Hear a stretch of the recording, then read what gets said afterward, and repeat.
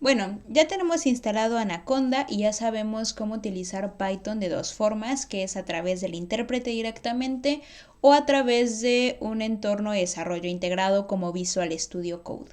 Pero en esta clase vamos a utilizar más las libretas de Jupyter.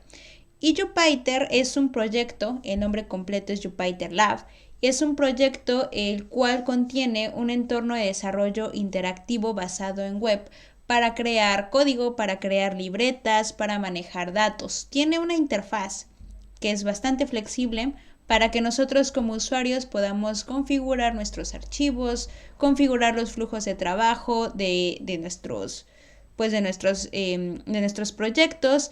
Y una super ventaja que tienen las libretas de Jupyter es que podemos combinar texto y código en un solo archivo, lo cual lo hace perfecto para pues cuando estamos aprendiendo esto, ¿sale?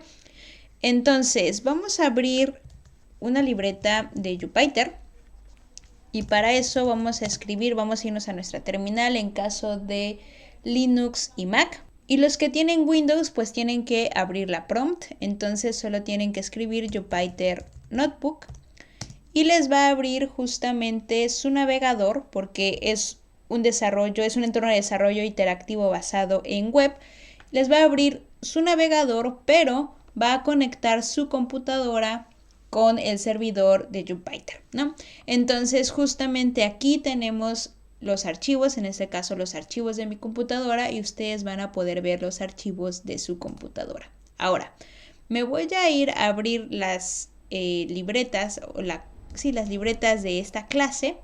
Y bueno, las libretas de Jupyter o los archivos de Jupyter tienen este formato en particular que es IPYNV. Si un archivo tiene esta terminación, quiere decir que es una libreta de Jupyter, por tanto necesitan Jupyter para poder abrirla. Y en este caso, pues es la libreta de su primera clase de fundamentos de programación con Python, datos y variables. Antes de hablar de los datos y variables, pues justo comentarles esto, mostrarles esto, que tenemos celdas de texto que están denotadas o les podemos dar formato a este texto a través de Markdown. Markdown es un lenguaje marcado. Y también en el mismo archivo pues tenemos celdas de código, lo cual pues la hace perfecto para hacer notas y hacer todo lo que nosotros queramos. Para poder programar un algoritmo debemos comenzar con la base, y la base es saber qué es un dato, qué es una variable, qué es una estructura de datos.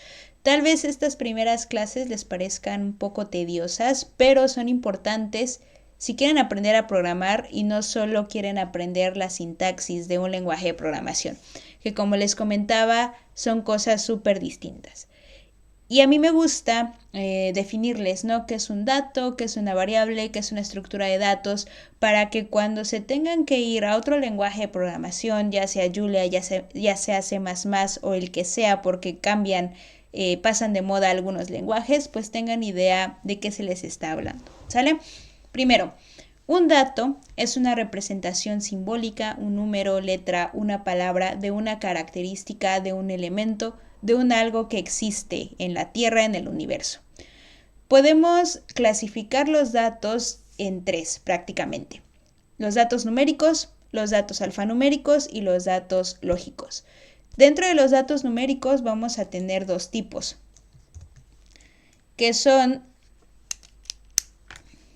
los datos enteros y los datos con decimales. Ahora Python define cada uno de estos tipos de cierta forma o con palabras reservadas.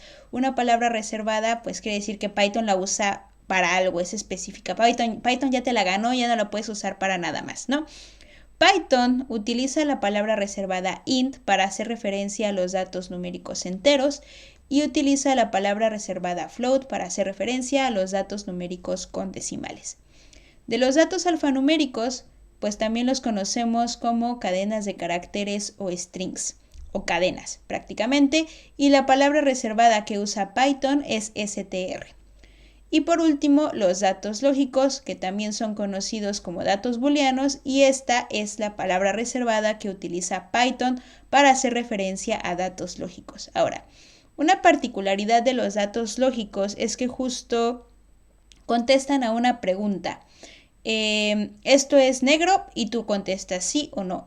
Esto es verdadero o falso. Es 0 o 1, ¿sale?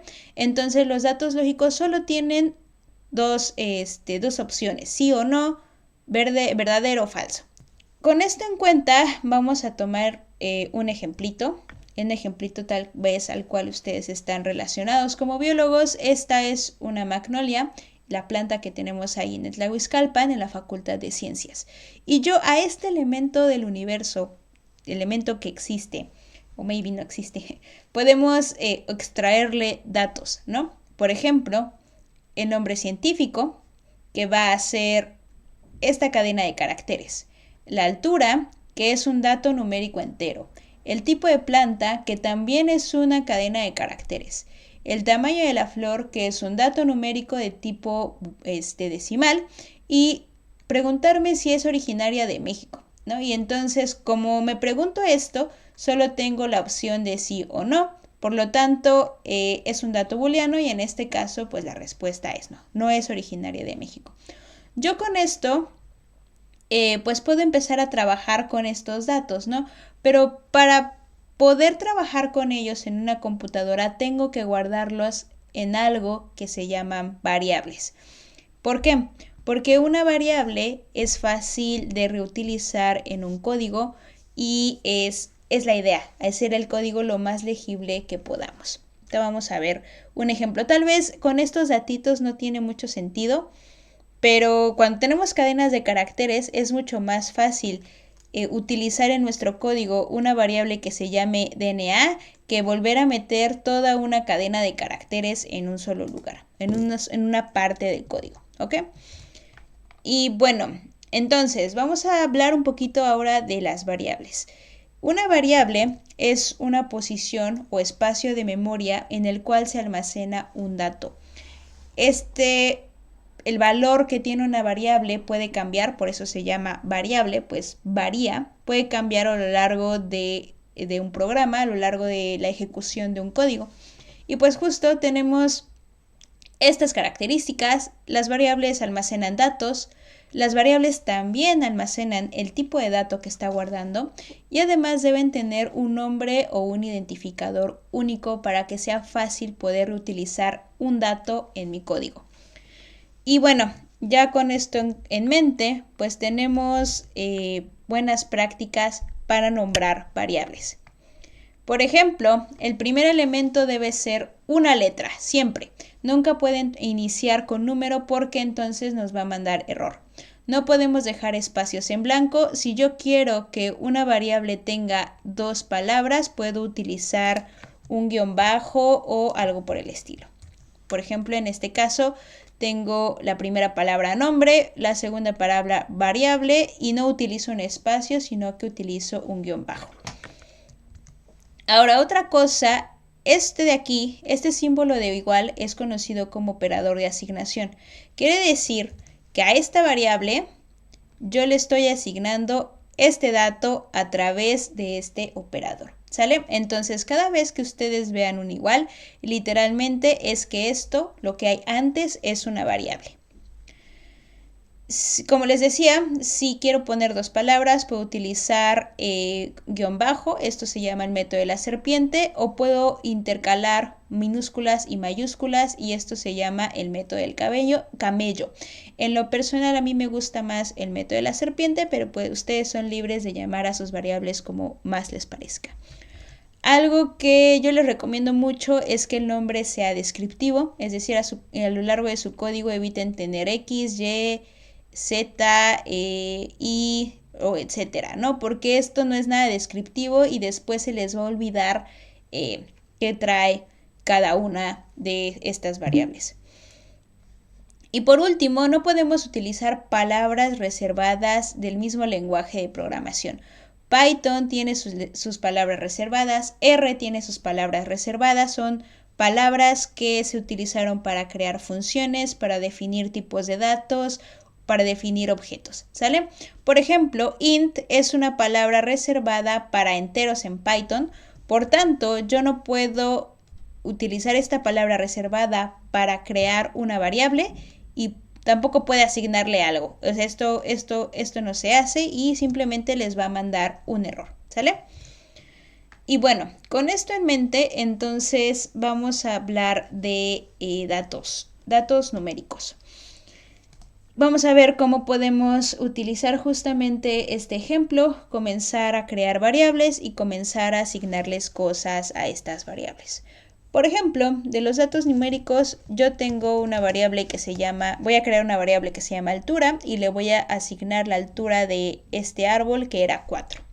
Puede ser un entero o puede ser un flotante. Entonces voy a definir una variable que se llame tamaño de flor y le voy a guardar pues este número. Ahora aquí aquí en Jupyter Notebook tenemos este símbolo, quiere decir que estamos en una celda de código y aquí pues está denotado. Si esto está vacío, quiere decir que no hemos corrido esta celda. ¿A qué me refiero con correr? Cuando yo ejecuto una celda, quiere decir que en la memoria de mi computadora ya va a existir esta variable con este dato. Como esto está vacío, todavía no existe, ¿sale? Entonces, por ejemplo, si yo doy control enter, pues esto se va a ejecutar y entonces en mi computadora ya existe una variable que se llama altura y que contiene a un número entero que es el 4. Voy a presentarles algunas funciones. Estas funciones, voy a presentarles algunas de las funciones más utilizadas en Python. Todavía no sabemos qué es una función sensu estricto o una definición de función, pero solo quiero que tengan en cuenta que una función va a llevar a cabo una tarea en específica. También es un programita y en este caso les voy a presentar la función print, que como su nombre indica va a imprimir algo. Por ejemplo, si yo a print le paso dentro de los paréntesis la palabra altura, que es mi variable, me va a imprimir el contenido de esta variable altura. Pero así como le puedo imprimir 4, le puedo imprimir el contenido de la variable, puedo imprimir pues cualquier número, ¿no? Literal, me va a imprimir lo que yo quiera, me lo va a mandar por consola.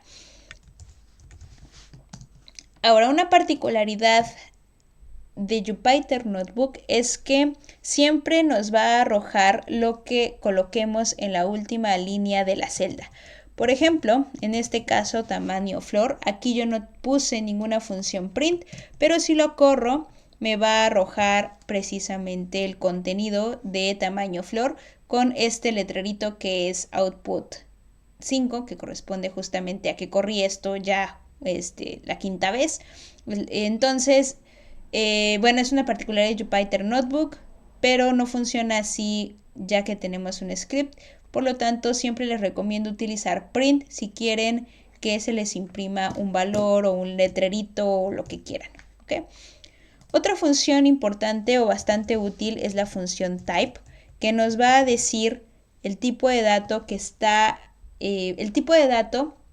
contenido en una variable, ¿no? Por ejemplo, tenemos tamaño-flor y si lo imprimo, pues me va a decir que es float, que como les había comentado acá arriba, se trata de un dato de tipo flotante o un dato numérico con decimal, ¿sale? Ahora vamos a ver pues algunos de los errores más comunes. No puedo dejar espacios al momento de nombrar una variable.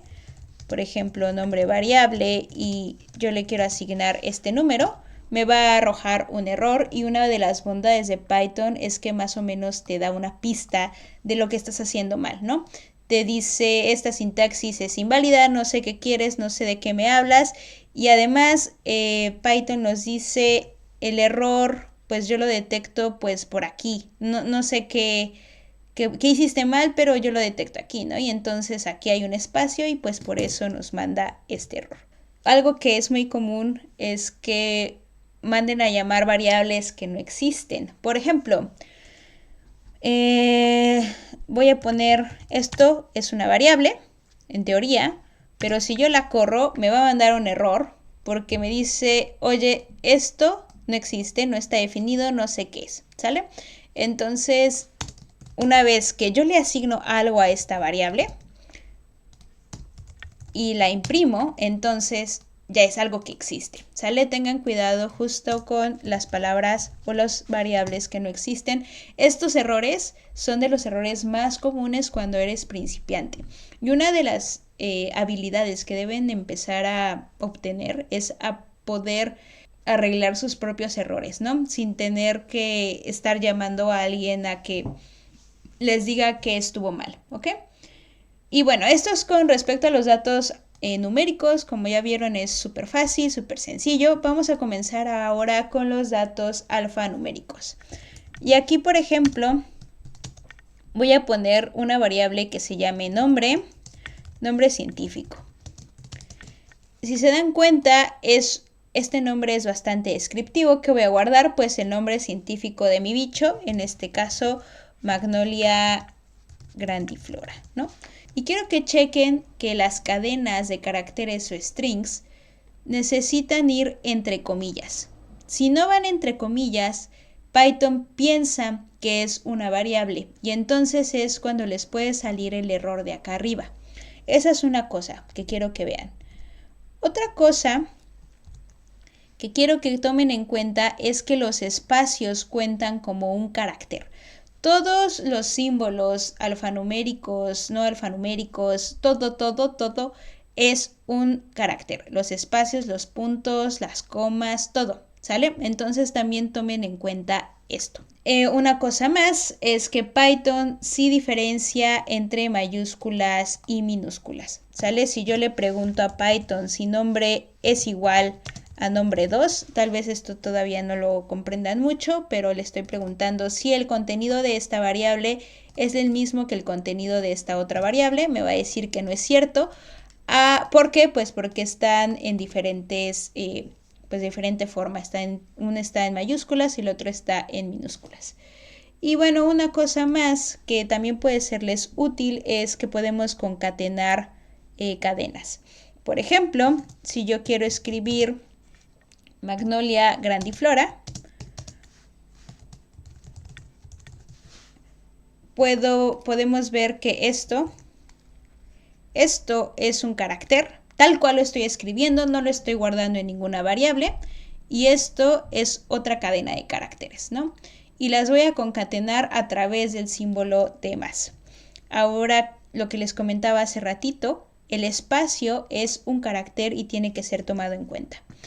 Ya que tengo esto, pues lo puedo correr y entonces me va a imprimir, va a juntar estas dos cadenas de caracteres en una sola cadena de caracteres. Esto se lo van a encontrar un montón y les va a ser súper útiles. Y bueno, ya en términos de genómica computacional, de biología molecular, bla, bla, bla, bla, bla, de bioinformática, el DNA, ¿qué tipo de datos sería? Si yo pongo toda esta cadena, pues prácticamente el código genético son 4 letras, ¿no? Son 4 caracteres. Si yo los pongo juntos, prácticamente hace una cadena de caracteres. Y como les decía, ya cuando estemos trabajando con cadenas de DNA, es muchísimo más fácil llamar a esta variable con esta gran cadena de DNA que estar escribiendo a cada rato una cadena de DNA larguísima, ¿no? Y estos, como ustedes saben, es una cadena chiquita.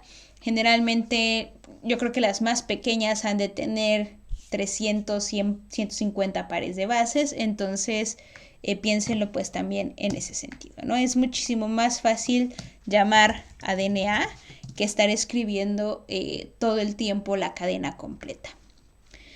Bueno, ya teniendo en cuenta esto, me gustaría hablar de algo que a veces es un poquito un dolor de cabeza, y este algo es el indexado. En inglés lo pueden conocer o lo van a encontrar como indexing, y el rebanado, en inglés el slicing.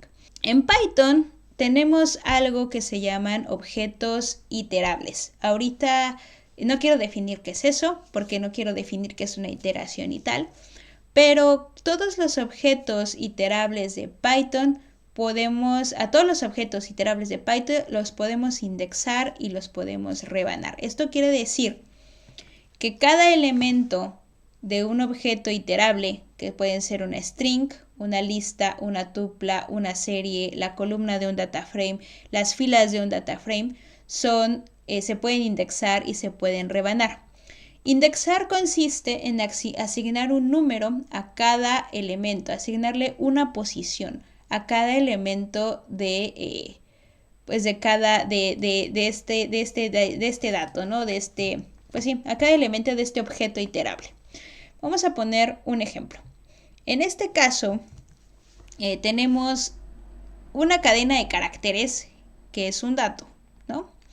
Este dato pues es una string, es una cadena de caracteres y está compuesta por el elemento O, el elemento C, el elemento E, el elemento A, etcétera, etcétera, etcétera. Y lo que va a hacer Python es asignar un número a cada uno de estos elementos y va a comenzar por 0. A diferencia de R, que comienza con 1, Python va a iniciar en 0. Y entonces indexa 0, 1, 2, 3, 4, 5. ¿Sale?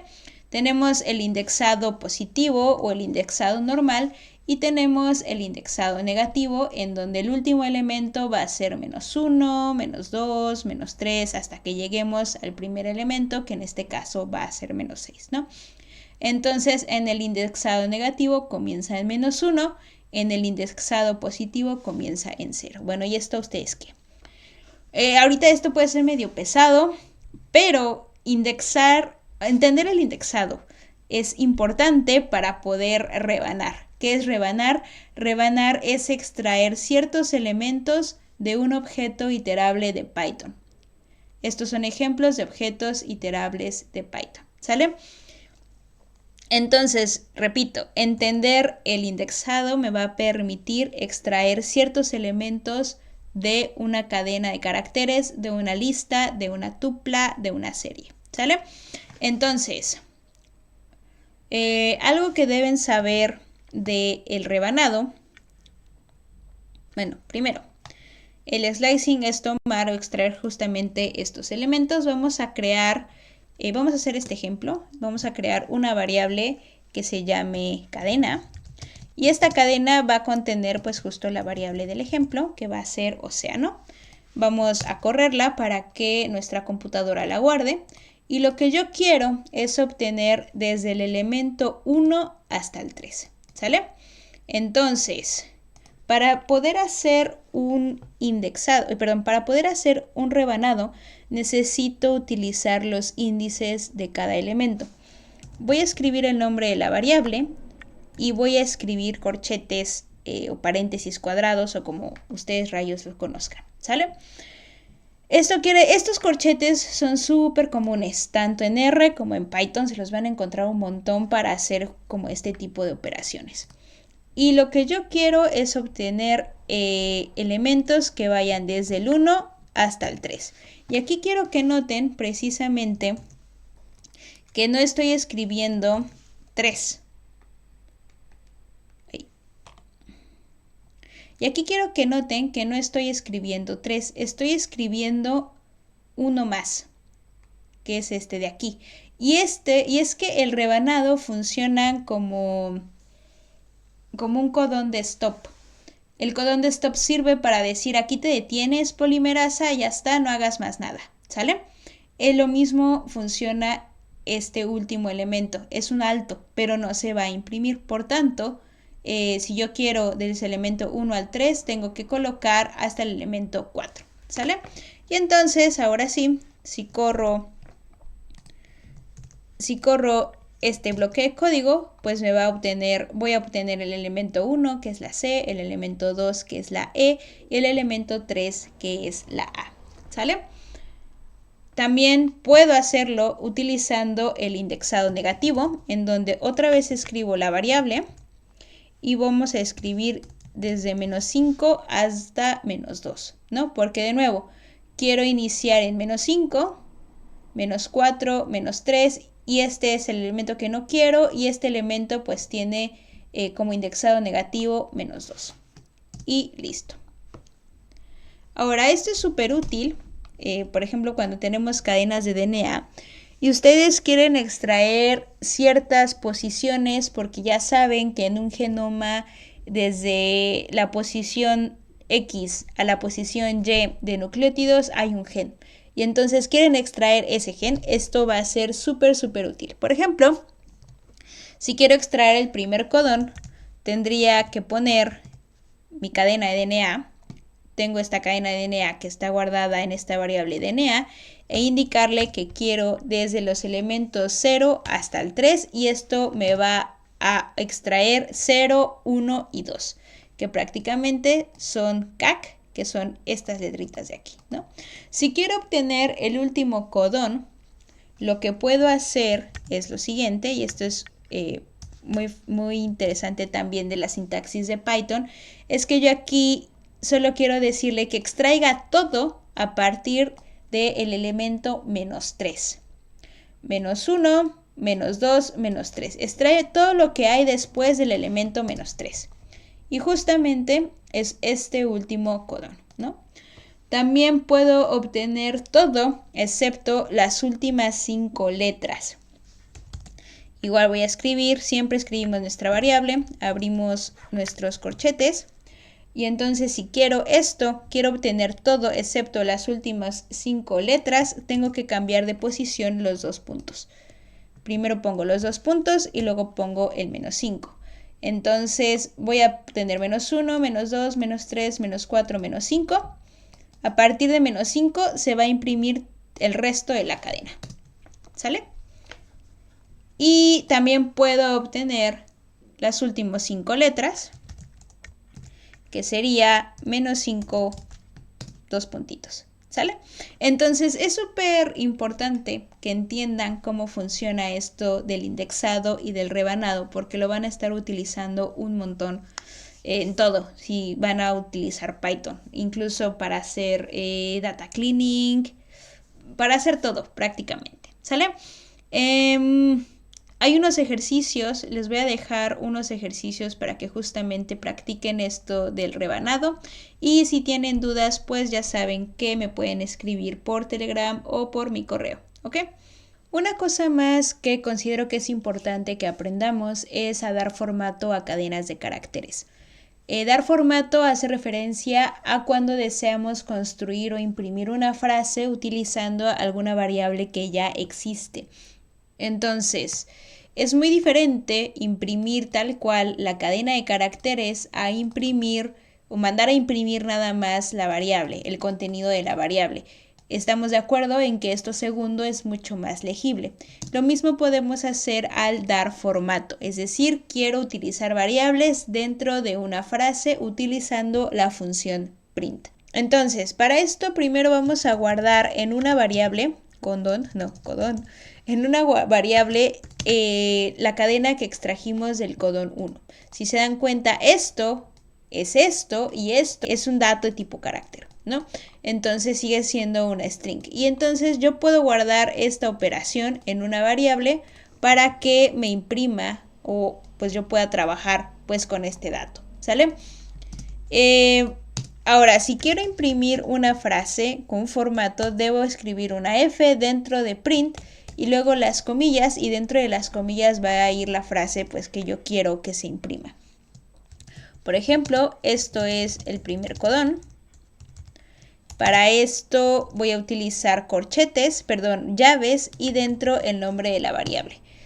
Si yo corro este bloque de código, pues se me va a imprimir esta frase y aquí simplemente pasé la variable. Así como puedo pasar la variable, también puedo pasar pues esto sin más problema y también lo va a imprimir. También tenemos la opción de pasar un método que se llama format, que funciona para los datos de tipo carácter. Un poquito más adelante vamos a ver qué es esto de los métodos. Esto es el primer codón, lo mismo, abro llaves dentro de las comillas, aquí pongo punto, luego pongo el método format y dentro de format puedo pasar el nombre de la variable que es codón 1. Y por último, de una forma un poquito más compleja, puedo guardar la frase en una variable y dentro de esta frase incluir pues los lugares donde quiero que vayan otras variables o donde quiero que se imprima el contenido de otras variables. Por ejemplo, el codón 1 de la cadena de DNA fulana, y la cadena la tengo que poner entre comillas simples y luego entre llaves, es otra vez comillas simples, luego llaves. Esto estoy guardándolo en una variable que se llame frase, y luego a frase, como es una string, le puedo pasar precisamente el método format, ¿no? Entonces le podemos pasar frase.format y dentro de format pasarle en orden las variables como quiero que se vayan imprimiendo. Y listo, ¿no? Entonces tenemos varias formas de dar formato a una cadena de caracteres si es lo que deseamos. Y bueno, también vamos a hablar de algunos de los métodos que podemos llevar a cabo en cadenas de caracteres. Los métodos son acciones o funciones que puede realizar un objeto y vamos a tener diferentes métodos en función del tipo de objeto con el que estemos trabajando en Python. Y aquí cabe destacar que en Python todo es un objeto. Un número es un objeto, una cadena de caracteres es un objeto, una lista es un objeto, y cada uno de estos objetos va a poder llevar a cabo ciertos métodos. Y bueno, aquí les voy a presentar algunos de los métodos para cadenas de caracteres. Primero tenemos el método lower, que convierte la cadena de caracteres en minúsculas. Aquí tengo una cadena que está en mayúsculas. Esta cadena está guardada en una variable que se llama ejemplo. Y entonces, si yo coloco ejemplo y le paso el método lower, pues va a convertir esta cadena en minúsculas. Así como tengo la posibilidad de convertirlo de mayúsculas a minúsculas, puedo hacer lo contrario. Para eso tenemos nuestra cadenita de DNA que está en mayúsculas, si se acuerdan.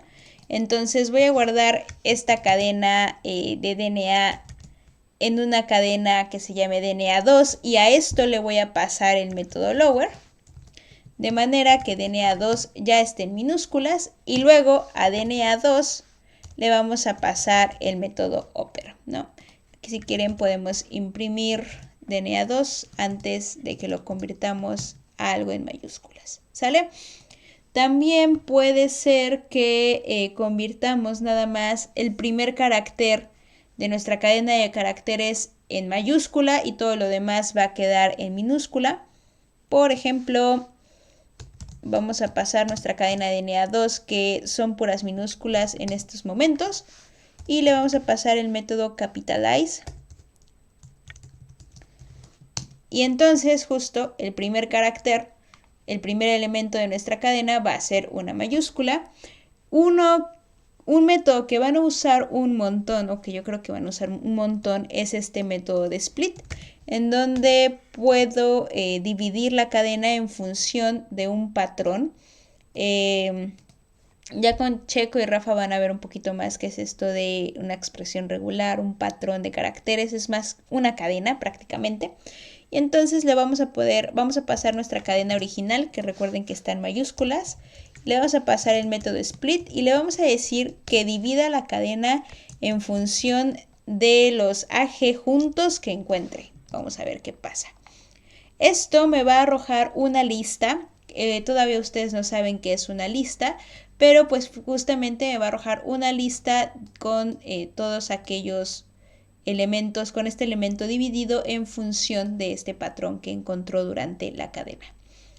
Find es otro método que va a buscar un patrón que es ingresado como argumento y va a regresar la posición, el índice en donde este patrón se encuentra, ¿sale? Por ejemplo, vamos a buscar el patrón ATC en nuestra cadena de DNA.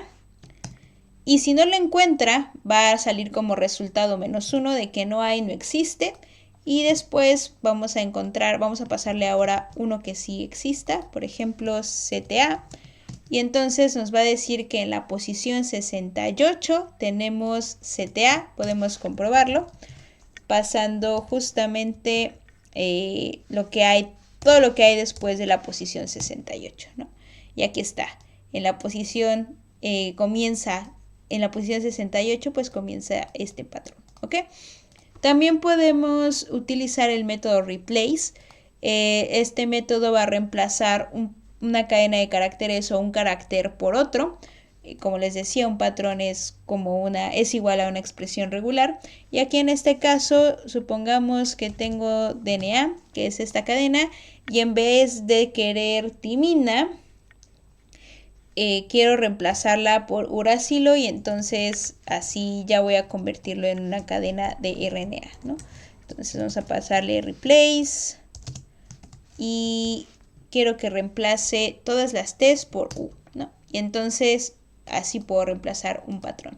Y por último, también interesante, importante, algo que siempre van a utilizar es contar cuántas veces aparece un patrón o un carácter en una cadena de caracteres. Por ejemplo, en este caso quiero que cuente el número de adeninas que hay.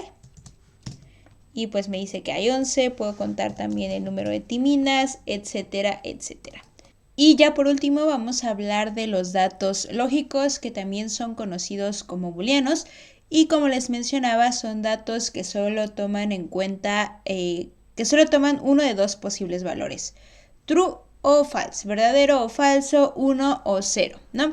Entonces vamos a definir una variable que se llame booleano y literal le vamos a pasar true porque es uno de los valores que puede tomar en cuenta. Y pues podemos comenzar a concatenar funciones e imprimir el tipo de dato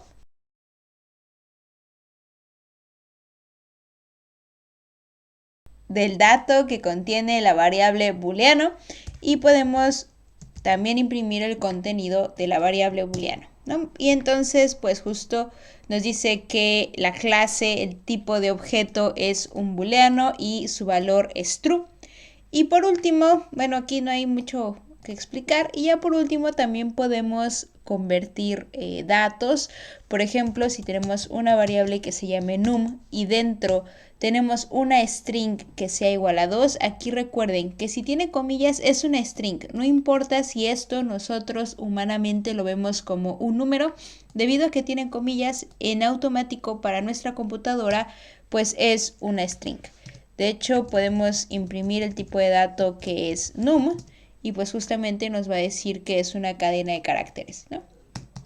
Podemos convertir este dato, por ejemplo, a un entero y entonces generar una variable que se llame num2 y pasar esta función que es int, a la cual le vamos a pasar num, y entonces nos va a convertir pues esto en un entero, ¿no?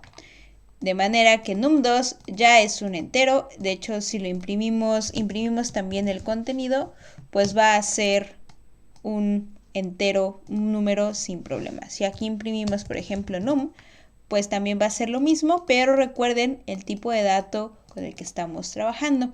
Así como tenemos la función int, pues también se imaginarán que tenemos la función float, tenemos la función string, si es que queremos convertir pues este tipo de datos, ¿sale? Y pues listo, si quieren investigar un poquito más de esto, en la documentación de Python también se las pongo en la descripción del video. Y si tienen alguna duda, ya saben que pueden escribirme por Telegram o por correo, y pues recuerden que les voy a estar dejando ejercicios de esto.